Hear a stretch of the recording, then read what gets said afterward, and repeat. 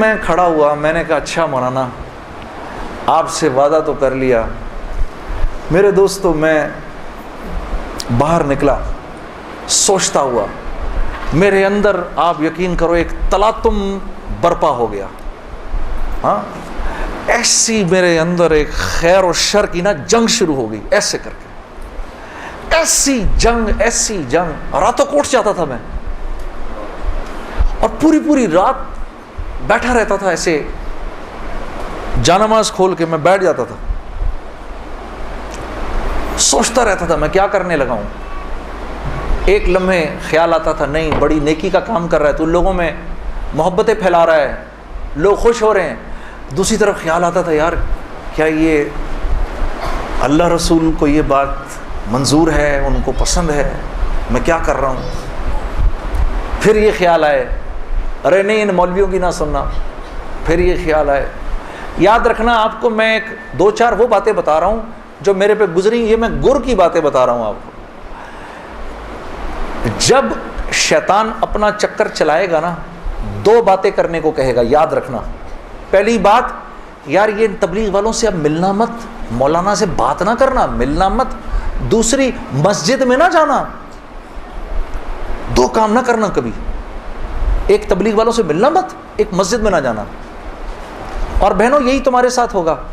वो जो है ना, वो अपना तबलीगी साथी, उसकी बीवी, अब उसको फ़ोन ना करना आइंदा, ठीक है, उसके घर ना जाना, अब तालीम में ना जाना, क्योंकि उसको पता है ये वहां गई और औरत का दिल तो मर्द से 10 गुना ज्यादा जल्दी अल्लाह की बात को ले लेता है।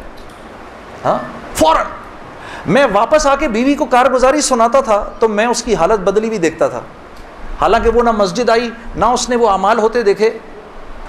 इसलिए मैं आपको बता रहा हूं भाई, जब आप निकला करो घर वापस आकर बीवी को सब बताया करो हमने क्या किया।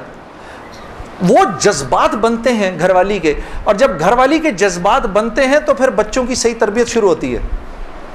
दीन इनकी जिंदगी में आया तो घर के अंदर आ गया, जब तक आपकी जिंदगी में है घर से बाहर है। घरवाली की जिंदगी में आ गया, घर के अंदर आ गया। तो मैं आहिस्ता जो भी 3 दिन में सुनता था आकर घरवाली को, आयशा को बताता था, आयशा आज ये सुना, आज ये सुना, आज ये सुना। करते करते आहिस्ता फिर मैंने अपनी माँ को बताना शुरू किया, मरहुमा को। अल्लाह की शान, मैं आज भी अल्लाह का शुक्र करता हूँ, मुझे मौका महल नहीं तो मैं आपको कभी बताऊँ जब मेरी माँ का इंतकाल हुआ तो कैसे हुआ। मेरे दिल की दुआ है अल्लाह हर औरत को दुनिया से ऐसे लेके जाए जैसे हमारी वालदा गई। तो वो मैं अपनी माँ को बताता था, मेरी माँ भी एकदम, उसने भी जल्दी जल्दी लेना शुरू कर दिया। करते करते मेरी माँ, हम सब घर की ख़वातीन में सबसे पहले मेरी वालदा पर्दे में आ गई फ़ौरन। और मौलवी साहब कह रहे हैं उनके इंतकाल का बताएं, मैं ज़रूर बताऊंगा आपको, मुख्तसरन बताता हूँ।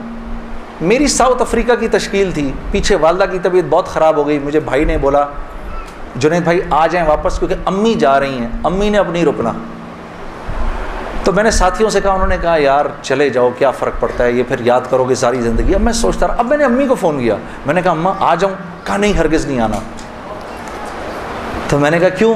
तो कहने लगी अगर मेरा इंतकाल हुआ तो मैं कितनी खुशकिस्मत हूँ कि मैं अल्लाह को बताऊँगी कि जब मेरा इंतकाल हुआ तो मेरा बेटा तेरे रास्ते में था, तो तुम मत आओ, मुझे कुछ नहीं होगा, और अगर हो गया तो इसको अल्लाह की मर्ज़ी समझना, बस मेरे लिए तुम दुआ करना।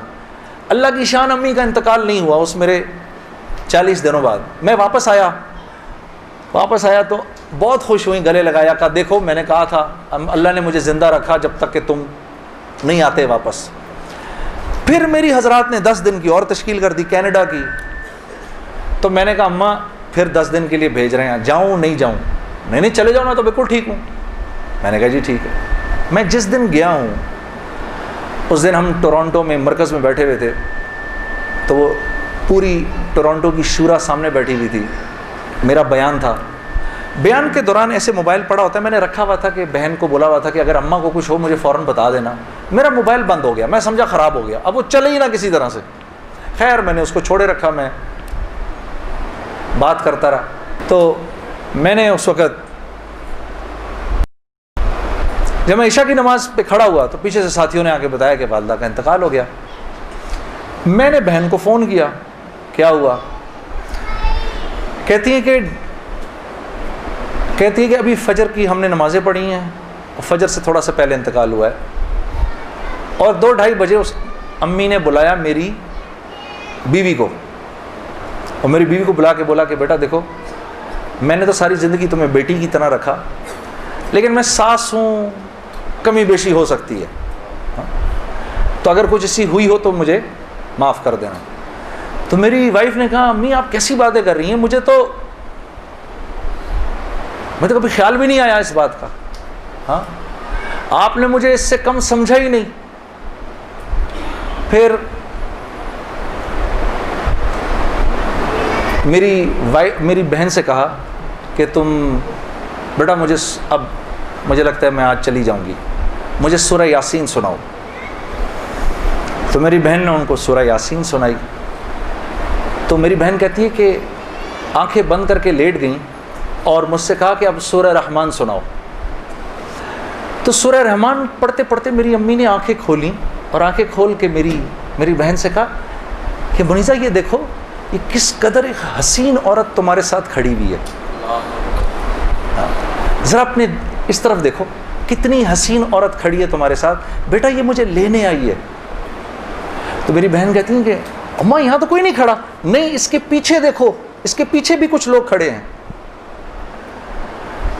तो मेरी बहन कहती है कि मैंने कहा अम्मा तो चलें फिर कलमा पढ़ें, फिर आपके जाने का वक्त है। कहा अपने अब्बा को बुलाओ जल्दी से। तो मेरे अब्बा आए और मेरे अब्बा को कहा कि देखिए, मैंने सारी ज़िंदगी आपकी इज़्ज़त का ख्याल रखा, मेरे लिए बस वो नंबर 1 चीज़ थी, उसमें अगर कोई कमी बेशी हुई हो तो मुझे माफ़ कर दीजिएगा, मैं अब जा रही हूँ। कलमा पढ़ा और आंखें बंद कर ली, बस इस तरह गई वो। हाँ, अल्लाह पाक हर औरत को ऐसे जाने की तौफीक अता फरमाए दुनिया से, हमें सबको अल्लाह पाक एक खूबसूरत मौत अता फरमाए कि हम दुनिया में एक खूबसूरत मौत ही तो कमाने आए हैं।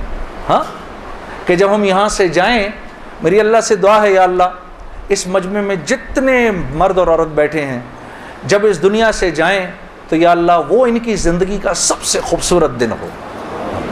मैसेज टीवी के चैनल को सब्सक्राइब कीजिए और अमन के पैगाम को फैलाने में हमारी मदद कीजिए। वीडियो के नीचे सब्सक्राइब के बटन पर क्लिक करें और मैसेज टीवी चैनल के सब्सक्राइबर बनें। सब्सक्राइब करने के बाद बेल के आइकॉन पर क्लिक कीजिए ताकि हर नई वीडियो की नोटिफिकेशन बराह रास्त आपको मिल जाए। इस वीडियो को थम्स अप का बटन दबाकर लाइक कीजिए और अपनी फेसबुक वॉल और ट्विटर पर शेयर कीजिए। आपका अपना मैसेज टीवी।